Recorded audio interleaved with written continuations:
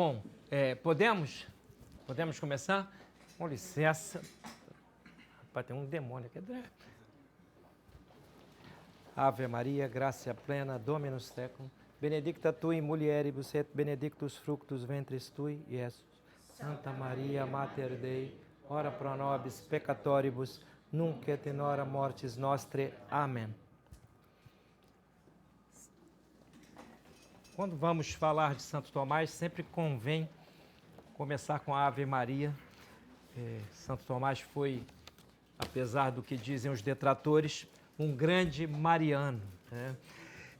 Bom, o tema de hoje eu que sugeri, é o tema do perdão, tema universal, atemporal, ou seja, serve para todas as pessoas de quaisquer épocas. É um tema decisivo porque diz respeito a algo que está no nosso âmago, e aqui o título da aula que foi sugerido foi Perdão, Reflexo do Amor. O amor é um termo que usamos com analogia de atribuição. Ele pode significar muitas coisas, mas para esta tradição, que é a tradição de Santo Tomás de Aquino, o amor é entendido como o êxodo da alma do amante na direção do amado, seja o amado uma coisa ou uma pessoa. Então, o amor é essa saída de si. A palavra grega êxtase quer dizer isso, é sair de si. O amor sai de si livremente na direção da pessoa ou da coisa amada. Então, quando se disser amor aqui, entenda-se um ato livre da vontade, não um sentimento, não algo que nasce de pulsões freudianas, né, do inconsciente ou o que quer que seja. O amor é uma decisão nesta perspectiva. E, além de ser uma decisão, ele, por sua natureza imaterial, ele é incoagível.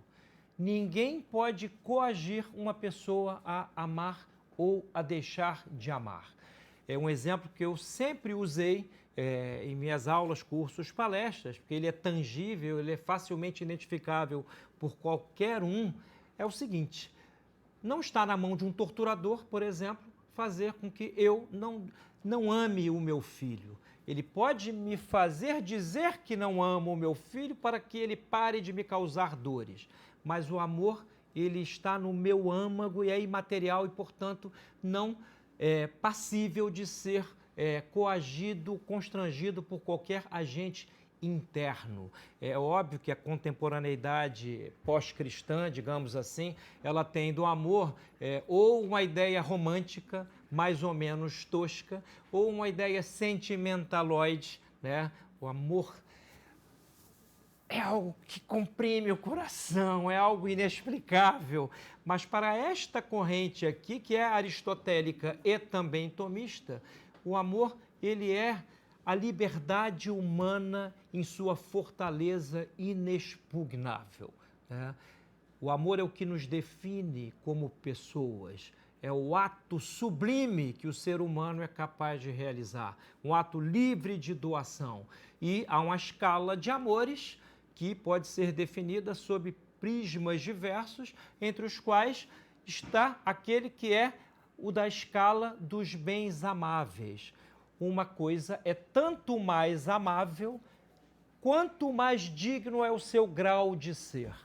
O Miguel Reale, que foi um escritor brasileiro, um liberal, né? Que ele tem até uma teoria da tridimensionalidade do direito. Temos aqui um estudioso do direito, que é o Marco Antônio, que não me deixará mentir, né? Mas na perspectiva do tomismo, é um autor, digamos assim, esforçado, né?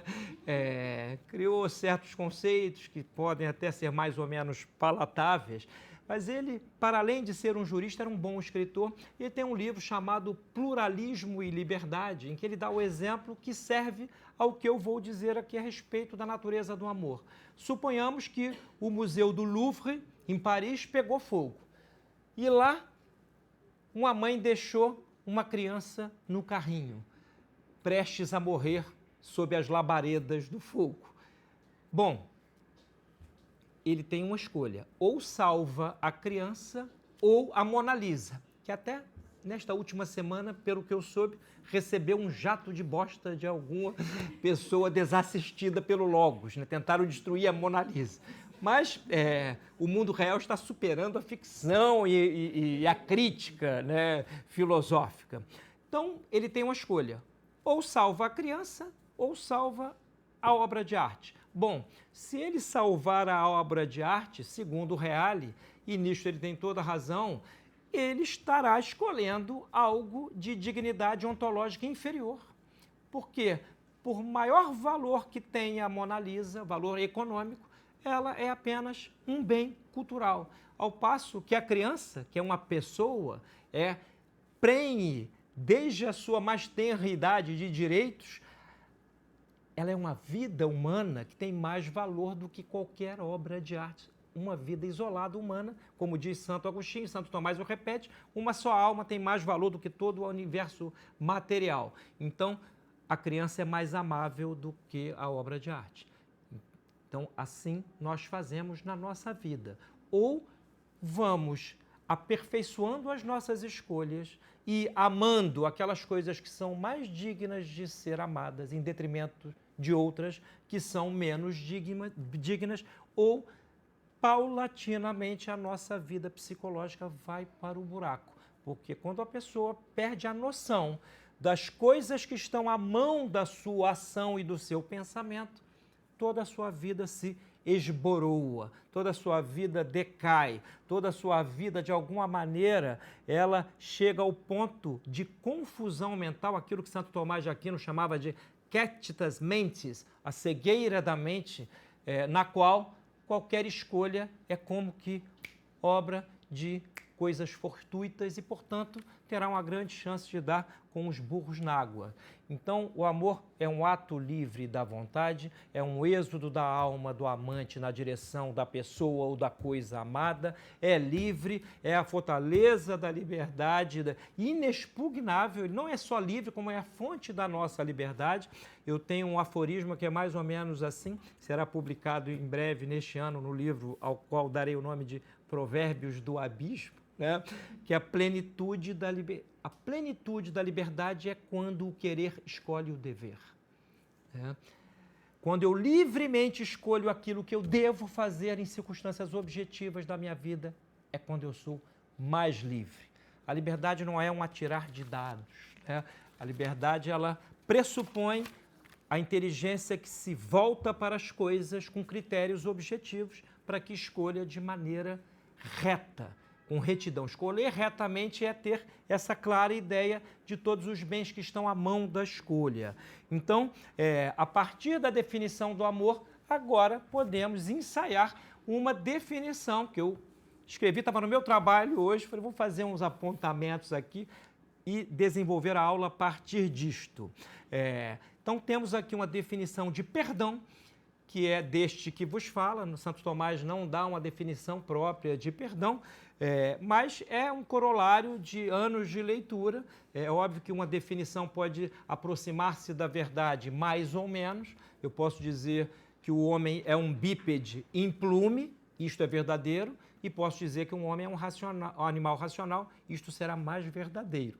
Há várias definições que se aproximam mais ou menos da essência das coisas definidas. Então, no caso aqui o ensaio de perdão é a seguinte. Perdão é o ato livre da vontade pelo qual uma pessoa escolhe não guardar ressentimento ou rancor contra quem lhe fez algum mal. Eu vou repetir. Se tivesse aqui o quadro, estava escrito no quadro, perdão é o ato livre da vontade pelo qual uma pessoa escolhe não guardar ressentimento ou rancor contra quem lhe fez algum mal.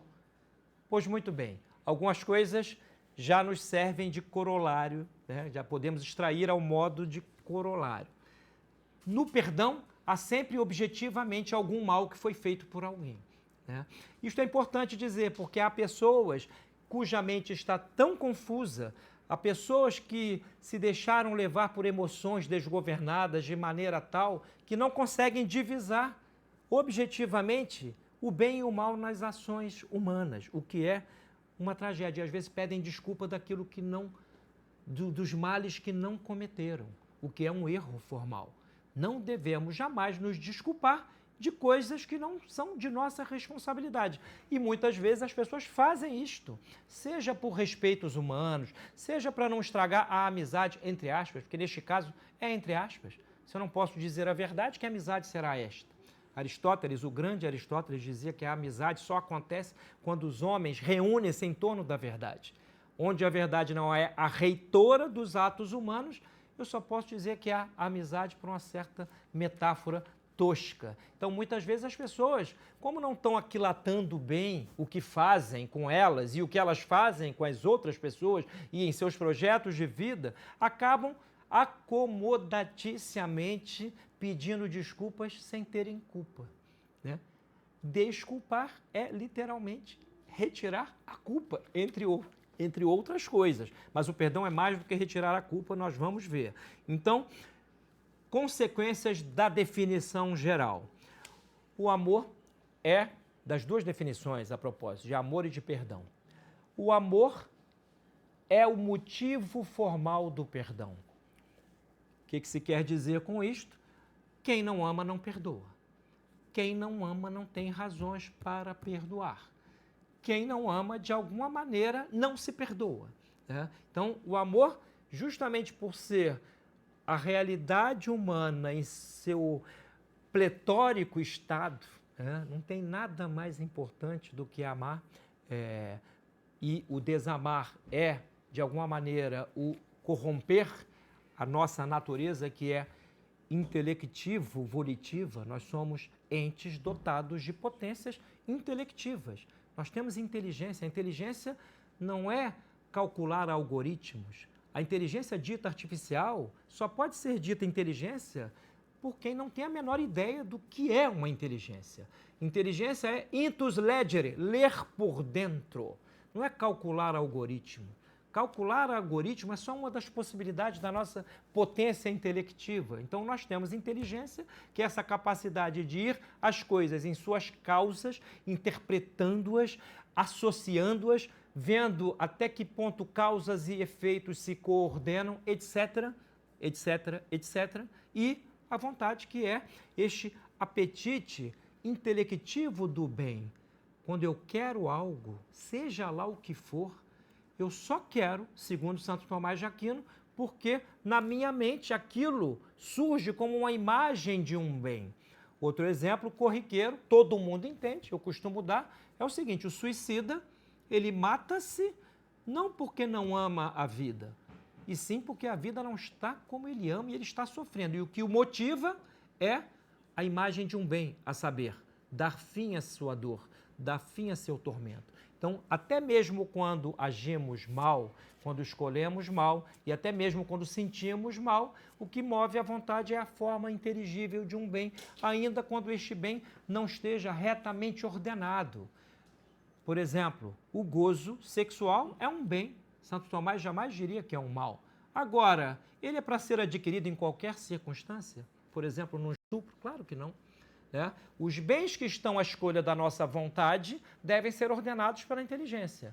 Quando não é a inteligência o que ordena as nossas escolhas, a nossa vaquinha existencial caminha para o brejo das almas numa velocidade, né, maior que a do Rubinho Barrichello. Né? Então, o amor é o motivo formal do perdão. Só quem ama, perdoa.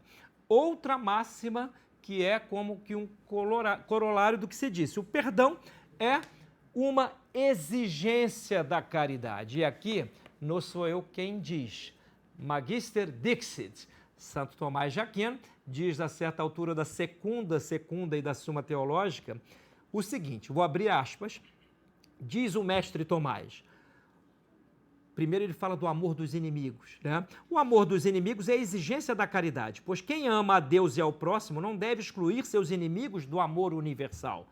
Isso é exigência da caridade como disposição da alma, a saber, que se tem o espírito disposto para amar até um inimigo em particular, se necessário. Mas, mesmo não sendo o caso da necessidade, aqui a máxima que eu quero ressaltar, pertence à perfeição da caridade que se ame efetivamente um inimigo. Olha só, há dois tipos de perdão, segundo uma tradição larga, filosófica, teológica e até magisterial católica. O perdão das ofensas e o perdão dos pecados. O perdão das ofensas é o perdão que nós subministramos às outras pessoas que nos ofendem e elas a nós. É um perdão entre pessoas humanas. Então, tem caráter de preceito, até porque provém de um mandamento. Cristo, antes de ir-se, o que ele diz? Eis que vos deixo um novo mandamento, o que significa que não estava na antiga lei. Amai-vos uns aos outros, vírgula, como eu vos amei, ou seja, da maneira como eu vos amei. E, portanto, se eu vos perdoo, vós deveis perdoar uns aos outros nas vossas respectivas vidas. Então, não é uma coisinha qualquer. Para o cristão tem caráter de preceito, porque provém de um mandamento. Agora, em termos de pecados, só quem os perdoa é Deus, e aí estamos no âmbito dos sacramentos. Depois eu posso ler mais um trechinho dessa secunda, porque é o sacramento da penitência, é o sacramento do perdão, da reconciliação, porque no perdão, de fato, ainda que eu estivesse aqui a falar para ateus, qualquer um entenderia que no perdão há sempre uma certa conciliação entre quem perdoa e quem é perdoado. Há sempre um certo concílio. É como se as vontades, pelo menos naquele momento, os corações se desafogueassem e as pessoas respirassem melhor e não houvesse entre elas ressentimento e rancores de nenhuma espécie. Então, o perdão é uma exigência da caridade como disposição da alma. Esse trechinho aqui que eu li é de um dicionário que agora finalmente foi traduzido para o português, o meu, que é o italiano, do Battista Mondin, Dicionário Enciclopédico del Pensiero de San Tommaso. Ele já está tão batido, eu já estava assim de levá-lo para a rua. Agora tenho aqui a tradução, o que parece está boa. Isso no Brasil é sempre bom dizer, com certo ressaibo até conferir, mas tudo leva a crer que sim. Então é um bom glossário. Outra máxima a partir da pressuposição de que o amor é o que dá o vetor à vontade. Ora, se há coisas na vida mais ou menos amáveis, numa escala incomensurável, ora, amar o meu time de futebol, Fluminense Football Club, é para mim um bem, porém não pode ser o maior dos bens. Há uma escala de coisas amáveis. Então, a partir do pressuposto de que essa escala ela é um pressuposto teológico, que ela culmina no próprio ser subsistente, que é Deus, que é o ser infinito. Ora, se eu hierarquizar os meus amores a partir do sumo bem, automaticamente hierarquizarei também os meus temores e os meus perdões. Eu costumo dizer o seguinte: uma vez eu briguei com uma pessoa, até pela internet, aí fiz as pazes, Aí alguém ficou chateado porque eu fiz as pazes. Eu falei: meu filho, olha só, eu sou o gestor dos meus perdões. Não delego esta merda para ninguém, Eu perdoo quem eu quiser, como eu quiser. Deus me deu essa liberdade, Porque isso acontece, é muito comum, Você se mete às vezes numa situação mais ou menos desconfortável, as pessoas passam a saber, mas você perdoou. Seu perdão é propriedade inalienável sua. Ninguém tem o direito de meter o bedelho nisto. Parece uma bobagem, mas olha, isso é mais corriqueiro em brigas de família, etc., do que possamos imaginar. Então, a partir dessa pressuposição de que há uma hierarquia de bens amáveis que culmina em Deus, e essa hierarquia, se nós a entendemos, acabamos por refinar as nossas escolhas, os nossos perdões e os nossos temores. É bom temer quem pode mais. Santo Agostinho tem um sermão espetacular em que ele diz o seguinte: temei antes a luz que as trevas. Olha que coisa. Ou seja, temei antes a Deus, que é o diabo. Deus pode tudo, ele é omnipotente, então é ele que eu devo temer. Ele pode tudo, inclusive revogar as minhas culpas. É ele que eu devo me referir como fim último. Ora, se isto é assim, só o amor de Deus é capaz de fazer o homem perdoar plenamente. Disse-se aqui ainda há pouco que o amor é o motivo formal do perdão. Agora eu estou dizendo uma outra coisa. Só o amor a Deus, que é o bem supremo, é capaz de nos fazer perdoar com toda a liberdade interior. Porque se o motivo do meu perdão é um amor a este ser infinito e imaterial, isto significará que tudo que partir do meu coração partirá com a liberdade que é superior àquela liberdade ordinária pela qual nós vamos exercitando as nossas escolhas. Porque quanto mais é imaterial algo que dá forma a uma operação minha, mais essa operação minha é livre. Então, só o amor a Deus é capaz de nós, por exemplo, fazermos, por exemplo, perdoar um inimigo. Porque perdoar um inimigo não é de razão natural, não é algo de filosofia moral natural. É preciso uma graça suplementar, né? Porque o inimigo, a pressuposição é de que ele não apenas nos fez o mal, como nos quer o mal e fará novamente se tiver a primeira oportunidade. Depois nós vamos dizer aqui o que para Santo Tomás é o amor dos perfeitos e o amor comum, tá? Outra máxima, conclusão mais ou menos próxima da definição. O perdão é, a um só tempo, afetivo e efetivo. O perdão é afetivo porque está no nosso coração. O perdão é efetivo porque está na nossa inteligência, que escolhe os critérios pelos quais ou a partir dos quais perdoará. Então, nós somos corpo e alma, inteligência e vontade. Portanto, tudo que em nós tem o selo dessas duas potências superiores da alma, inteligência e vontade, nos eleva e nos faz, pela operação cotidiana, sermos mais nós mesmos. Há aquela famosa máxima do poeta grego Píndaro, que é a seguinte: homem, torna-te o que tu és. Enigmática, né? Como é que eu vou me tornar o que eu já sou? Ora, o homem, na escala dos entes, é o único que, para ser o que é, ele deve aperfeiçoar-se continuamente, o que ele faz pelos atos da inteligência e da vontade. Porque se o copo não se descopiza, a mesa não se desmesiza, o homem, por sua vez, se desumaniza. Ele é capaz de apagar, como que apagar o selo da nota distintiva do seu ser? Com os pecados, com as falhas mais ou menos graves.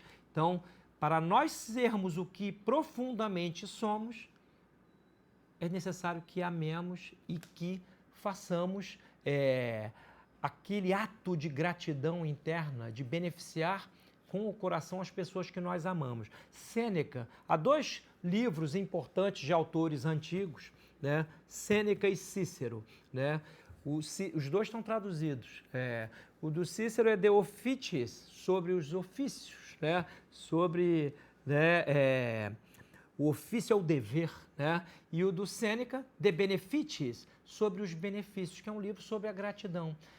Em ambos há, de diferentes prismas, aquela ideia de que, para que uma polis seja saudável, é necessário que as pessoas troquem benefícios verdadeiramente baseados no mundo das coisas reais e não em conceitos abstratos, né? Então, um ato de justiça. Justiça é dar a cada um conforme o que lhe é devido estritamente.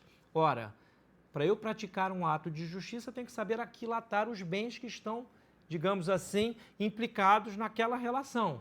Sem isso, aliás, essa definição é de uma obra que foi trazida à luz pelo Justiniano, né, que é o Digesto, para quem estuda direito, vale muito a pena ler. Tem tradução para o português em 4 ou 5 volumes.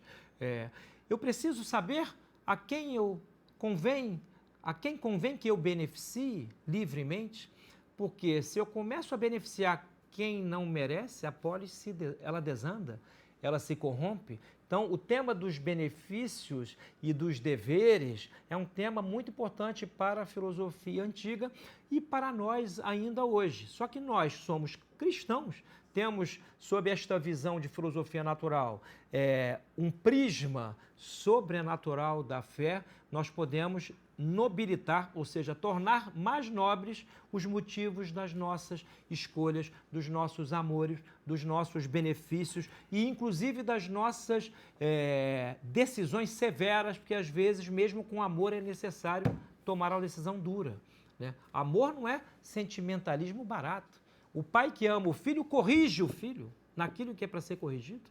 Cada vez mais vamos perdendo isto do nosso horizonte mental, porque estamos forjando 4 ou 5 gerações já de pessoas de geleia, a quem não se pode fazer nenhuma reprimenda. Entre o sujeito e o verbo e o predicado há uma concordância. Isso é objetividade, né? Isso não é preconceito linguístico, como, né, um professor aqui do Rio de Janeiro escreveu certa vez. Não vou comentar, até porque fugiria muito, eu ia acabar caindo no sarcasmo e não convém para um tema de aula tão elevado, mas a realidade é objetiva, as relações que se estabelecem nela devem ser igualmente objetivas, e inclusive as relações que pela linguagem eu estabeleço com as coisas, deve partir das coisas mesmas, abstraindo delas os conceitos e correlacionando-os. Então, o perdão é afetivo, é do coração, é efetivo, é da inteligência. Outra máxima decorrente das definições, essa é importante, hein? Perdoar não é apagar o passado, mas tirar-lhe o peso. Então, olha só, o passado não pode desacontecer, né? Deus pode fazer com que um ente deixe de ser o que é. Pode aniquilar este copo, né?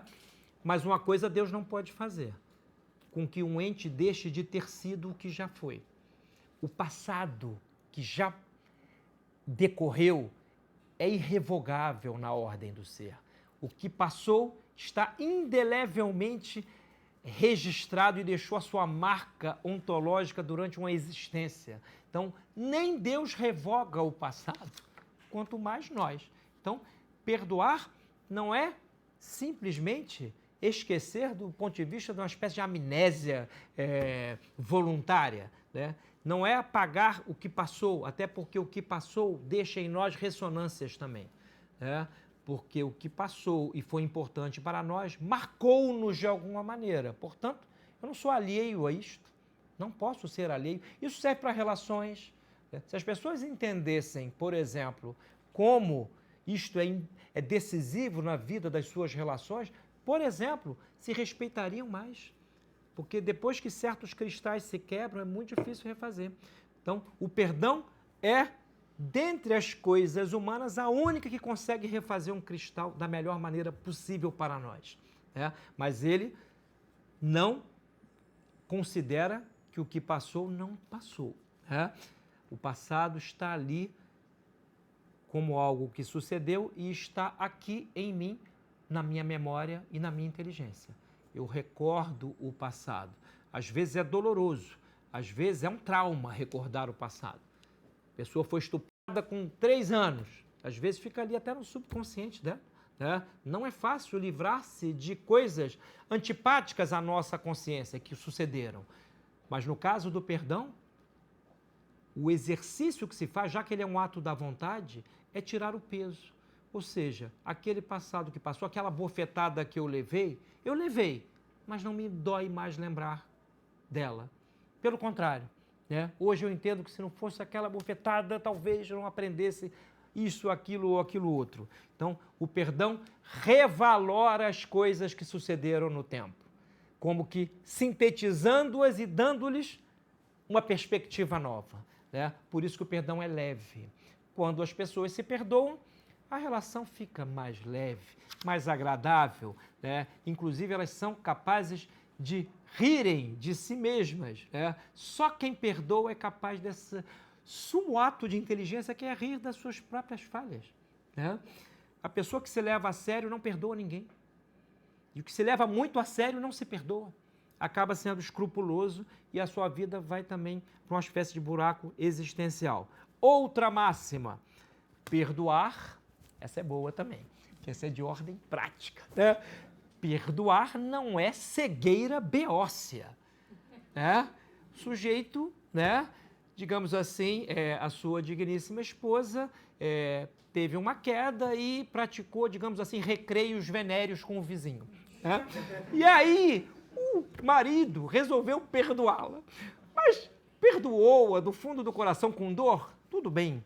Mas vai convidar o sujeito para jantar hoje à noite lá em casa? Não. Pelo amor de Deus, né? Não sejamos idiotas. Quem perdoa, ama. E quem ama não é idiota. Não é esse, porque senão é um perdão falso. Quem ama verdadeiramente sabe perdoar e, portanto, sabendo aquilatar as situações, vai se prevenir. O sujeito deu um desfalque na família, né? Poxa, perdoei. Toma aqui o meu talão de cheque. Não, perdão nunca é imprudente. Pelo contrário, o perdão é a prudência máxima no plano da psicologia moral, digamos assim. Então, perdoar não é imprudência, não é cegueira beócia, tenhamos isso no nosso horizonte. Outra máxima, o perdão que nós damos, né, digamos assim, vamos usar o verbo dar, que é uma doação, a um amigo, é sempre benevolente. O perdão que nós damos a um inimigo é obediente. Aquele nós damos até com certo querer bem. Poxa, o cara vacilou comigo, mas eu gosto tanto dele, né? Eu já quero bem a ele. Então, assim, o meu perdão já é até mais facilitado. O outro é por obediência a Deus. Né?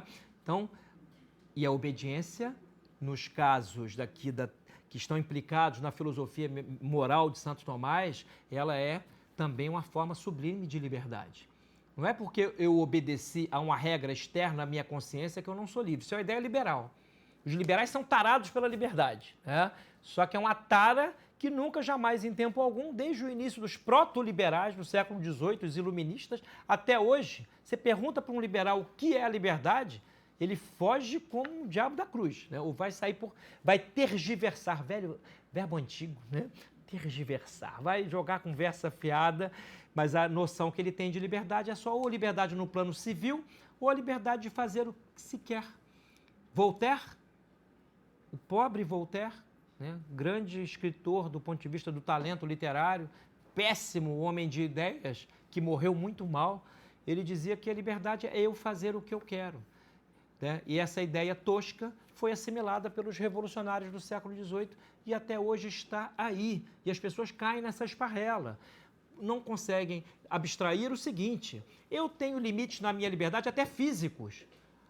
Eu sou livre para voar aqui pelo aterro do Flamengo. Não sou. Eu não tenho potências voadoras, né, no meu ser. Né? A liberdade tem limites físicos, psicológicos. Eu quero entrar como um hipopótamo debaixo... Eu tenho corpo hipopotâmico, né? mas eu não tenho potências hipopotâmicas da respiração anaeróbica.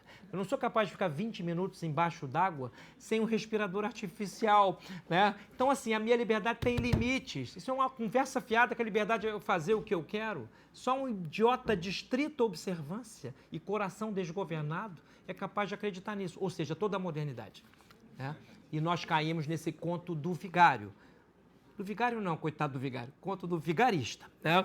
Então, o amor, o perdão, melhor dizendo, que nós damos a um amigo é benevolente. O perdão ao inimigo, daqui a pouco vamos dizer algo dele, é obediente. Outra coisa que me parece importante dizer aqui. A humildade é a pré-condição psicológica do perdão. Tanto da parte de quem perdoa, como da parte de quem é perdoado.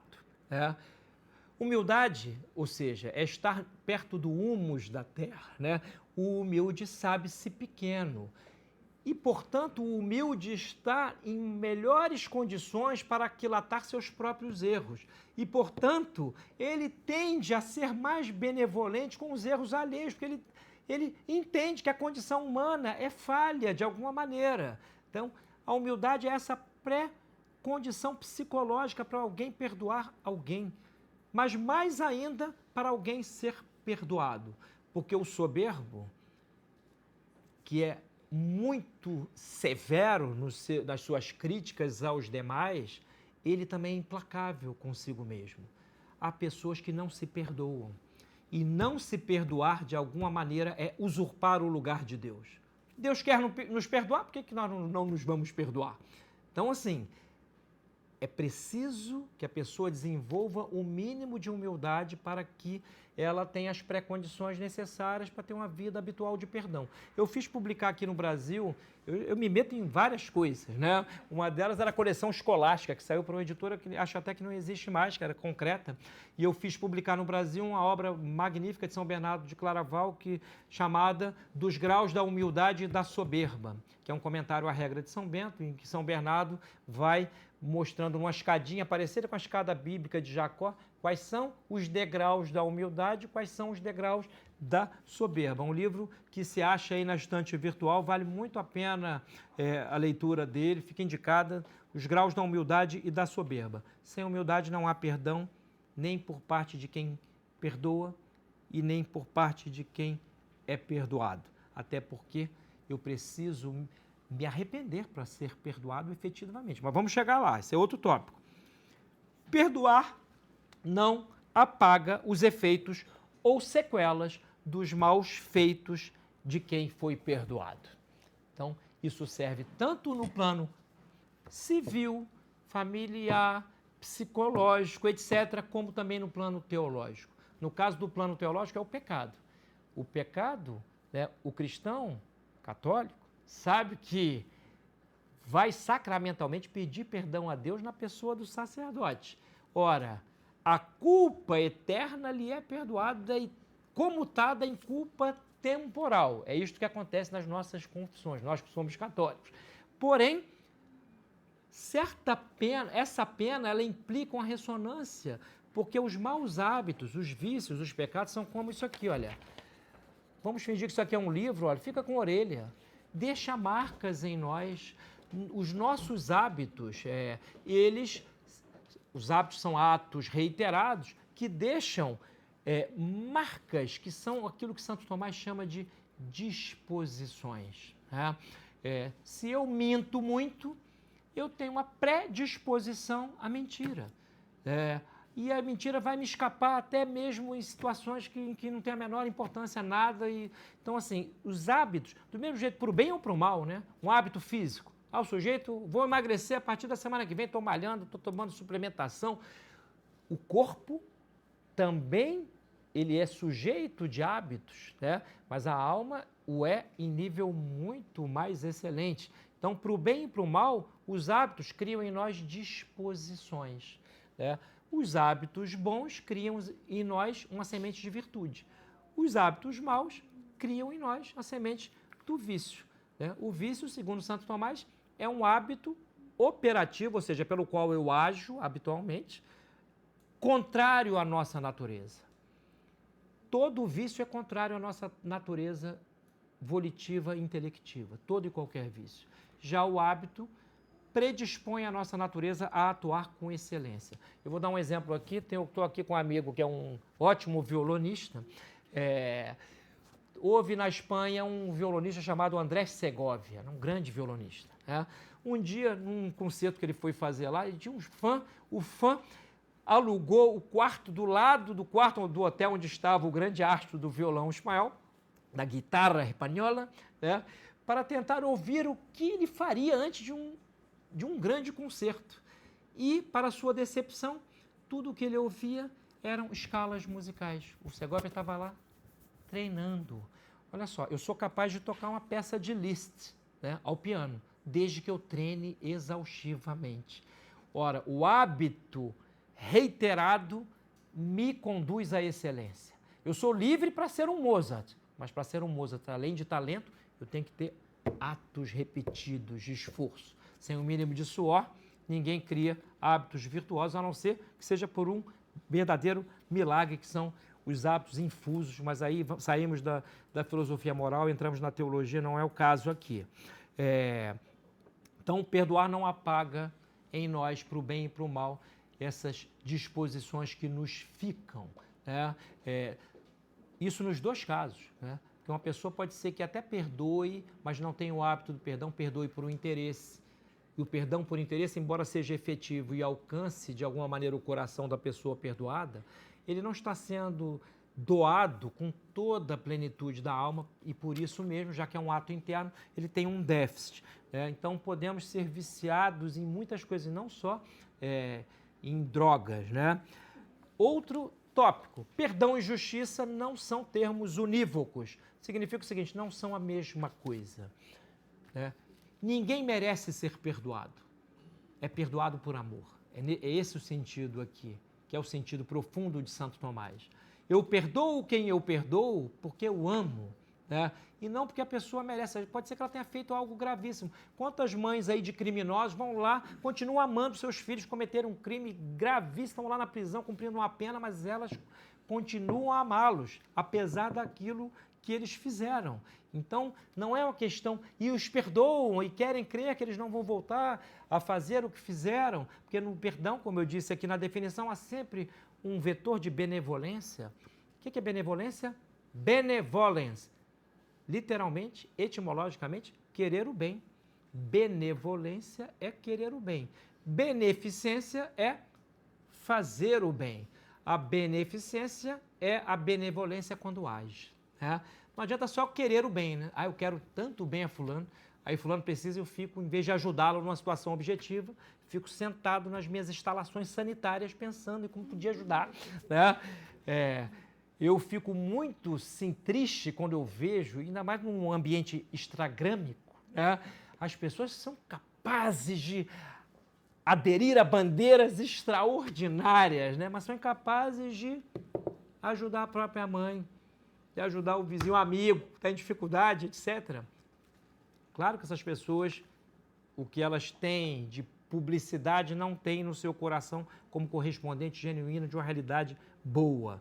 Né? Então, o perdão é gratuito e não devido, já que não é uma questão de justiça, porque na justiça eu dou o que é devido.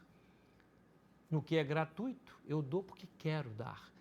Agora, pensemos no seguinte, e Deus? Mais do que todos os outros, é o que Ele nos quer dar, o seu perdão. Ele só quer que nós aprumemos a alma para nos prepararmos para receber este perdão. E como é que se apruma a alma? Pela contrição. Né? Contrição, o conceito de contrição ele é profundo. Santo Antônio de Lisboa tem um sermão maravilhoso também, de contritum, que é esmagar. Pegar os seus maus atos e pisar neles, triturá-los, daí vem contrição. Eu esmago os meus maus feitos e ponho num processador e vou refazer a minha vida de alguma maneira. Então, é a dor de amor. A contrição é a dor que o verdadeiro amor acarreta na nossa alma. Quem aqui já falhou com a pessoa amada e não ficou com medo de que ela sofresse com a sua falha, com o seu engano, etc., ou até mesmo com a sua traição, né? Nós tememos desagradar aqueles a quem amamos. Isso é assim desde que o mundo é mundo. Se não temos esse medo é porque não amamos. O próprio ciúme, que Santo Tomás diz que é um reflexo sensível do amor, né? O ciúme saudável, não é o ciúme patológico hamletiano, né? Shakespeariano, melhor dizendo. É o ciúme como reflexo do amor, é um zelo. Em espanhol é bonito, celo. Eu sou celoso. Tenho ciúme, tenho zelo especial pelas coisas que eu amo. Então, quem não tem ciúme de nada, não ama nada. Não tem ciúme de nada, né? Meu marido vai a farra, né? Com as vizinhas não tem ciúme de nada. É, filho, né? Depois não reclame, né? Se tomar uma galhada, né? Para dizer o mínimo, né? Então, o ciúme saudável é um reflexo desse amor. Da mesma maneira como o perdão é um reflexo do amor, mas é gratuito. Outra, estamos indo para o fim do que eu arrolei, depois eu estarei aberto aqui para todos os insultos que vocês quiserem com os quais quiserem me beneficiar. Né? Quem não se arrepende coloca-se fora do alcance do perdão. O perdão é uma relação entre quem perdoa e quem é perdoado. Ora, se a pessoa que fez alguma coisa má ou não enxerga que fez e não se arrepende porque não enxerga, ou enxerga e mesmo assim não se arrepende, em ambos os casos, ela coloca-se, de alguma maneira, fora do alcance benévolo do perdão, porque ela está fechada. Ora, eu quero que o sol entre na minha casa, eu tenho que abrir as cortinas, abrir a janela. Né? Assim é com a graça divina também. Deus não arromba o nosso coração. E o amor não é a elucidação pelo amante do coração da pessoa amada. Hoje em dia as pessoas acham que se relacionar amorosamente é isso. Eu tenho que saber tudo o que você pensa. Tudo que você fez, o que você pensa, né? Quais são os seus hábitos sanitários, etc. Não dá, né? O amor é um mistério. O amor é uma aposta livre no mistério do outro, não é a elucidação do outro, pretensiosa, diga-se de passagem, né? No dia que nós elucidarmos o outro totalmente, será um tédio, Vitor. Que bom, né? Que há algo sempre por conhecer, né? Mas, reitero, quem não se arrepende fica ali fechadinho em copas como uma concha e não é alcançado pelo perdão. E aqui a observação que eu pus é o seguinte, pois ainda seguia pela intenção, se não se arrependeu, ainda seguia pela intenção maléfica. E o perdão se refere ao mal passado e não ao presente. Eu não posso perdoar quem continua fazendo o mesmo mal. Eu tenho que perdoar depois que ele parou de fazer, mesmo que ele não tenha se arrependido, mas já passou. Ninguém perdoa em exército, né, no exercício do ato maléfico por parte de outro. Até no caso divino, Deus espera que tenha passado, que nós nos arrependamos, para que então possa subministrar o seu perdão sacramental. Outra coisa que eu disse no início, só vou reiterar agora, o perdão pressupõe um mal realmente sucedido. Não é uma abstração de mentes vadias, né? Estão ali, né, no Instagram de bobeira, numa quinta-feira chuvosa, né, com lucubrações, né, jazentes nos seus perímetros, respectivos perímetros pélvicos. Não é isso. Perdão é algo mais do que isso. Supõe uma realidade existente, má, que sucedeu. O perdão, outra coisa, pressupõe uma culpa objetiva. Ora, a culpa, o que é a culpa? Vocês já pararam para pensar? A culpa foi demonizada pela psicologia do século XX, né? Só que ela foi sendo demonizada ao longo de toda a modernidade, entendida aqui como um período longo, né? Desde quando René Descartes disse lá, né, cogito ergo sum, né, penso, logo sou, como que entranhando dentro do seu pensar todo o ser, é o subjetivismo, desde que se inaugurou uma filosofia do sujeito em substituição à filosofia do ser, em todas as áreas das ciências humanas, nós caminhamos para aquilo que tecnicamente se chama solipsismo, que é o eu isolar-se das coisas e do mundo. A ponto de hoje, aliás, esse isolamento se dá de maneiras como, por exemplo, no caso da ideologia do gênero. A pessoa acha que pode definir o seu próprio gênero, a reveria da sua realidade cromossômica. Isso é uma decorrência de um pensamento que começa lá no século XVI, não é do dia para a noite. Agora, é óbvio, se você perguntar a um ideólogo do gênero o que é ideologia e o que é gênero, ele inclinará a sua cabeça num ângulo de 30 graus e seus neurônios praticarão suicídio. Ele não tem a menor ideia do que seja uma ideologia. Ideologia é um termo cunhado por um revolucionário francês, Desty, né? Tem um livro chamado Elementos de Ideologia, né? Ele diz mais ou menos o seguinte: ideologia é quando uma filosofia esquece do ser e entranha-se em si mesma. Traduzindo, ou seja, quando as ideias não têm mais nenhuma comunhão com o ser. Quando você deparar com alguém assim, é um ideólogo. É um ideólogo. Ele tem ideias, mas as ideias são vagas, fluidas. Então, a culpa é o que eu queria ressaltar aqui. Ela é a consciência de uma transgressão que merece reparo. Essa culpa tão demonizada pelos modernos e pós-modernos é a simples consciência de que algo foi feito, não devia ter sido feito e clama por um reparo, qualquer que seja. É simplesmente isso, desde dos pré-socráticos. Se você eliminar a culpa, é destruir a sociedade de uma maneira mais ou menos dramática. Ou as pessoas entendem que a culpa é a consciência objetiva de falhas que devem ser purgadas, sanadas, pagas, etc., ou toda a polis vai para o brejo, porque as relações entre as pessoas, ou elas se baseiam em coisas que se dão na realidade, ou até mesmo o direito, que é uma realidade importante em qualquer política de qualquer época, ele se deturpa. É quando se esquece da chamada lei natural, mas isso é um outro assunto, tá? Então, penúltimo tópico. Não se deve pedir perdão, já citei, por culpas inexistentes sob o pretexto de amizade. Isso aqui eu já tinha falado, não vou repetir, por óbvio, né? Isso aí acaba piorando a amizade, né? Ah, não quero ferir a suscetibilidade de fulano, pô, tão gente boa, aí você deixou de falar para ele o que era para falar, algo sucedeu, e aí a relação passa por cima deste fato, daqui a pouco vai acontecer de novo, você não terá nem argumentos mais para arrolar, né, na defesa da verdade. Então, uma relação saudável pressupõe que as pessoas dizem entre si habitualmente a verdade. Não é dizer a verdade materialiter, materialmente em todas as circunstâncias objetivas da vida. Nós não estamos obrigados a esse tipo de verdade, né? Ah, não, como é que você faz sexo com a sua esposa? Não interessa, né? Não estou obrigado a dizer a verdade sempre, integralmente. Eu posso sair pela tangente com aquilo que os grandes teólogos morais chamavam de restrição mental lata. Eu restringo a mente e só manifesto da verdade aquilo que convém que o cidadão inconveniente saiba, né? Por fim, é possível uma pessoa assumir erroneamente algumas culpas, né?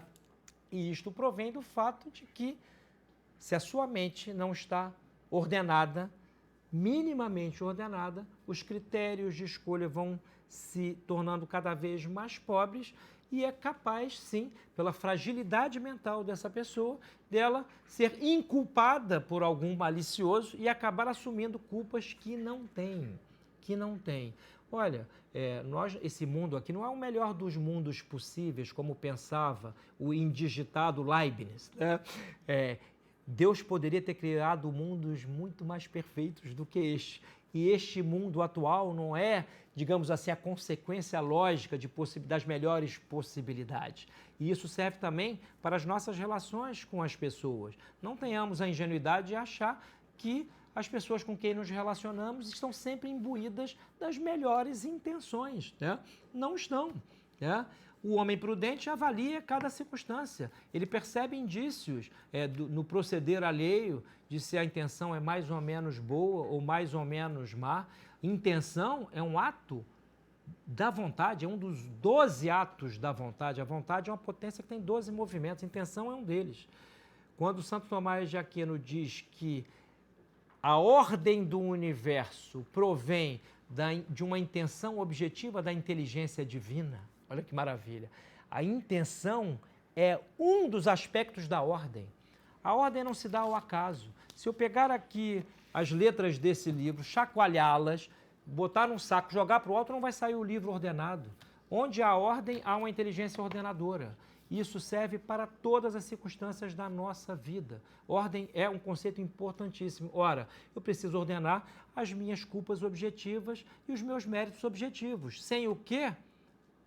Minhas relações no trabalho, relações afetivas, relações com projetos de vida, etc., elas vão cada vez mais virar algo esquizofrênico.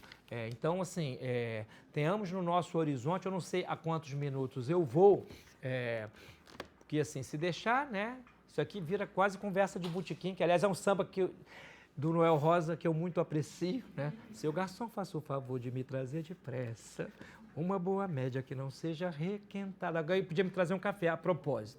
Então, se deixar, eu vou embora.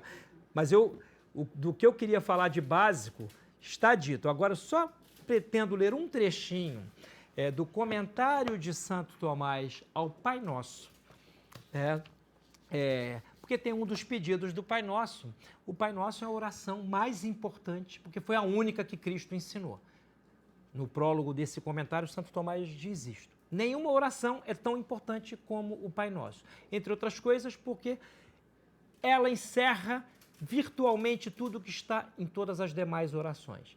Tudo que é importante e necessário pedir está no Pai Nosso, atual ou virtualmente. Então, são 7 pedidos, né, que há no Pai Nosso. Um deles, perdoai as nossas dívidas, assim como nós perdoamos os nossos devedores. Eu sei que aqui talvez alguns rezem, né, na tradução que virou a corrente, né, perdoai as nossas ofensas, né? Mas uma ofensa, isso aqui é importante dizer, não é a mesma coisa do que uma dívida, né? A dívida precisa ser saldada. quem nos ofende não necessariamente tem a noção de que está devendo algo, até porque a pessoa pode ser completamente equivocada nos seus critérios. Dívida é uma coisa que abarca as ofensas e é mais profunda do que uma mera ofensa. Então, o quinto pedido do Pai Nosso, perdoai as nossas dívidas, é o único condicional. Os outros demais não têm condições pré-estabelecidas. Qual é a condição? Assim como nós perdoamos os nossos devedores. Ora, se nós não perdoarmos, não seremos perdoados. É óbvio que aqui eu estou falando não mais de tudo o que eu falei, que é o perdão das ofensas, estou no âmbito do perdão dos pecados, que é um perdão divino. Então, quem dá esse perdão é Deus, que só Ele é capaz de nos limpar interiormente. Depois que uma água passou de um rio, passou pelo meio de uma siderúrgica, ela se contamina com os materiais, né, dos dejetos da siderúrgica e passa o rio, a partir daquele ponto, a ficar contaminado. Assim é com as nossas más ações. Por mais que nós procuremos, depois de tê-las praticado, melhorar a nossa ação, fica algo de sujo, né? Quem se acha limpinho está com a ideia muito equivocada a respeito de si mesmo. Ou é porque tem uma consciência cauterizada, obliterada, não se enxerga, não sabe quem é, não sabe o que é o homem e não sabe quem é. A própria pessoa não sabe quem é, o que é um drama. E aí, se suja cada vez mais. Ora, essa sujeira, que é a sujeira do ato de aversão a Deus, que se chama pecado, ela sempre fica por aqui neste mundo em nós. Por mais que nós reiteradamente peçamos perdão a Deus, né? Ele nos retira a culpa em cada confissão, mas ficam essas marcas, e muitas vezes indeléveis, e é um modo de disposição, disposição que se repete. As pessoas confessam, em geral, os mesmos pecados. Repetem, né? E uma coisa interessante é o seguinte, que bom, né? É bom ficar com vergonha, porque, olha só, não é terapia.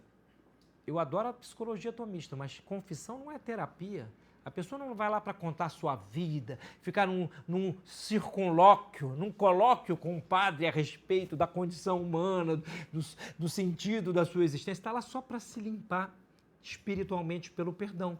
Mas essa limpeza espiritual, enquanto esta vida durar, ela não é perfeita no sentido de que as ressonâncias ficam em nós. E o que Santo Tomás nos diz? Vou ler um trechinho antes de encerrar. Né? E perdoa-nos, está aqui a tradução, as nossas dívidas, assim como perdoamos a quem... Os nossos devedores, porque a tradução aqui, o tradutor é bom, até eu coordenei essa coleção aqui, mas aqui ele realmente botou ofensas, o que me ofendeu quase que pessoalmente.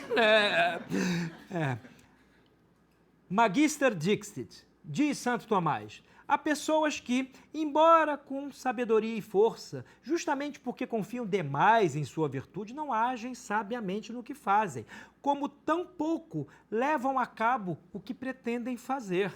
Ou seja, o sujeito delibera que vai fazer algo, é um regime, é um trabalho, é o curso de inglês que ele vai aprender a partir da semana que vem, e não consegue terminar nada, né? Hoje em dia tem aquele, como é que é o nome do termo que os psicólogos usam? Procrastinação, bonita a palavra, né? Abre aspas, os propósitos corroboram-se pelos conselhos. Livro dos Provérbios, um dos mais belos livros da Bíblia, vale a pena ler. Esse é um livraço, né? Conselhos espirituais profundos. Volta a Santo Tomás, mas deve-se notar que o Espírito Santo, que dá a força, também dá conselho, pois todo o bom conselho relativo à salvação dos homens vem do Espírito Santo. O conselho é necessário ao homem quando está em tribulação. Parêntese. Quando a porca torce o rabo, quando o problema familiar, pessoal, profissional surge, quem é que é tão idiota que não há de procurar um bom conselheiro? Geralmente, quando a situação está muito ruim, o melhor que uma pessoa deve fazer é buscar quem tem luzes para que sejam projetadas para aquela situação. Porque às vezes a pessoa ali, no afã de resolver o problema, no calor do momento e da emoção, vai fazer bobagem, né? Então, o conselho, para além de ser, né, um dom do Espírito Santo, ele é uma virtude que provém da prudência. É próprio da prudência aconselhar, diz no Santo Tomás, né? Portanto, quando o homem fica espiritualmente doente pelo pecado, deve buscar conselho para ser curado. Aí vai, né? E chega, enfim, aos pedidos, né? Perdoa as nossas dívidas, assim como perdoamos os nossos devedores. Podemos considerar 3 coisas nestas palavras. Primeiro, por que fazemos este pedido? Segundo, quando é cumprido? Terceiro, o que exige da nossa parte para que se cumpra? Quanto ao primeiro, desse pedido devemos deduzir 2 coisas necessárias ao homem nesta vida. A primeira coisa necessária é que sempre esteja em estado de humildade e temor. Olha aqui que Santo Tomás está dizendo. Uma das primeiras coisas necessárias, né, para nós é estarmos em estado de humildade, da qual já falei, e temor. Que temor? É o temor da Covid? É o temor da política? É o temor disso, daquilo outro? Não, né?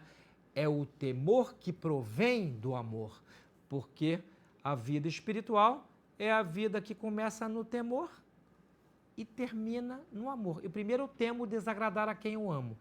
Depois, lá na frente, eu vou acabar fazendo aquilo que a pessoa gosta só porque ela gosta. Eu refinei, né? Eu saí do medo e o amor me fez vencer o medo. Então, é um caminho de temor e de humildade a nossa vida, se ela tem um mínimo de profundidade. Eu vou pular o texto. A segunda coisa necessária é sempre viver na esperança.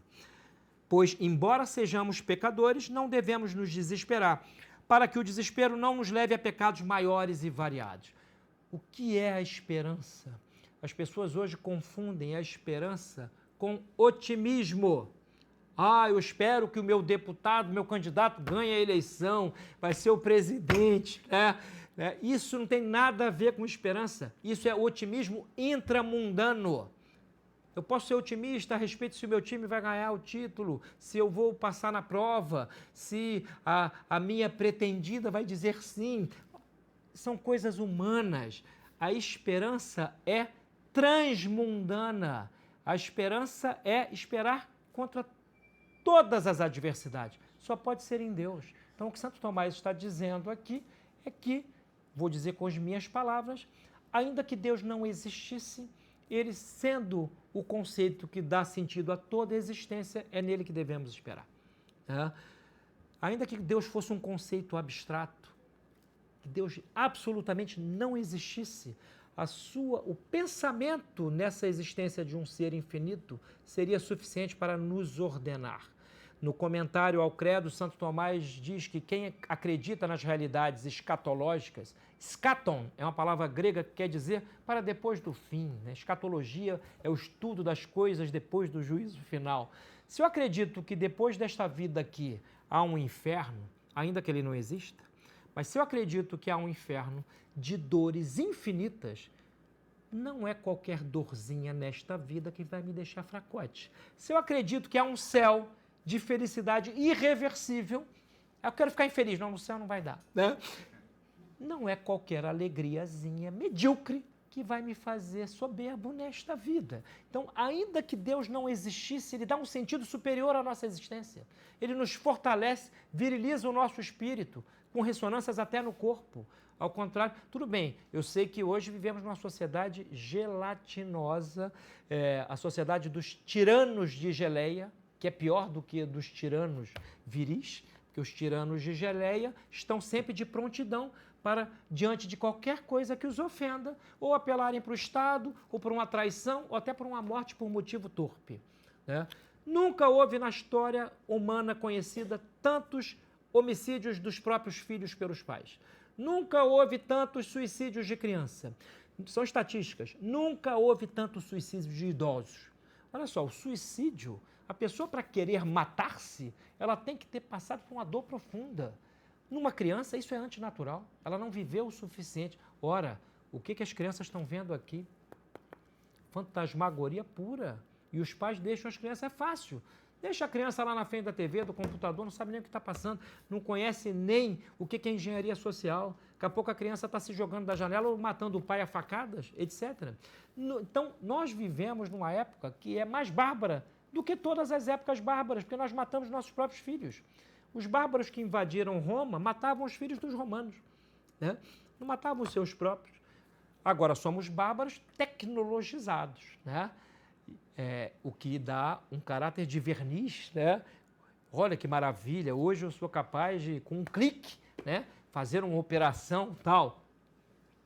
De que adianta esta merda se eu não olho para quem está diante de mim, né, com o mínimo de benevolência? Se eu não sei me relacionar com as pessoas? Se eu delego ao Estado as decisões mais importantes da minha vida? Que desgraça! Então, assim, pedir perdão e ser perdoado são duas das coisas mais extraordinárias da vida humana. A inteligência artificial não pede perdão a ninguém. É a fotografia do pardal que está aqui na cidade do Rio, a indústria das multas, né? Antigamente, posso dizer isso que eu já vou fazer 59, portanto, né, já não sou nenhum garoto, peguei a época em que o trânsito do Rio, só para dar um exemplo, quem fazia era a PM. Qual era a indicação para os PMs? Olha só, a orientação não é sair multando, é fazer o trânsito andar. E isso, porque às vezes, circunstancialmente, alguém não cumpre uma norma, porque naquele momento não dá. Eu estou fugindo da polícia, eu não posso andar 80 km naquela via agora. Eu tenho que frear, eu tenho que acelerar para não atropelar uma criança. Ora, o pardal vai multar. A inteligência artificial não interpreta nada, ela não perdoa, não se arrepende, não é inteligência, não vai a fundo nas coisas. Ora, perdoar é ir profundamente à realidade humana, naquilo que ela tem de mais bonito. E ser perdoado deve ser recebido por nós como uma dádiva profunda, pela qual nós devemos dar graças. Então, viver na esperança é fortalecer-se. Olha, agora a Netflix fez um filme sobre o acidente que houve na década de 70, em 1972, nos Andes, Sociedade da Neve. O acidente, eu me lembro, eu tinha 7 anos, 72, porque isso ganhou um caráter nacional, foi manchete em todos os lugares, chegaram a praticar antropofagia para sobreviverem. O avião caiu nos Andes, um gelo, e a sobrevivência foi um verdadeiro milagre. E o que aconteceu ali, até o Papa Paulo VI, na época, ele fez um documento absolvendo aqueles que praticaram antropofagia naquele momento. Mas por que eu lembrei do filme? O filme é atual, mas tem depois um depoimento de um dos sobreviventes que ele diz o seguinte: eles ficaram 72 ou 71 dias na neve, em condições adversas, um frio infernal, uma fome. Um deles perdeu 43 quilos, né? Eles sobreviveram em condições absolutamente desumanas.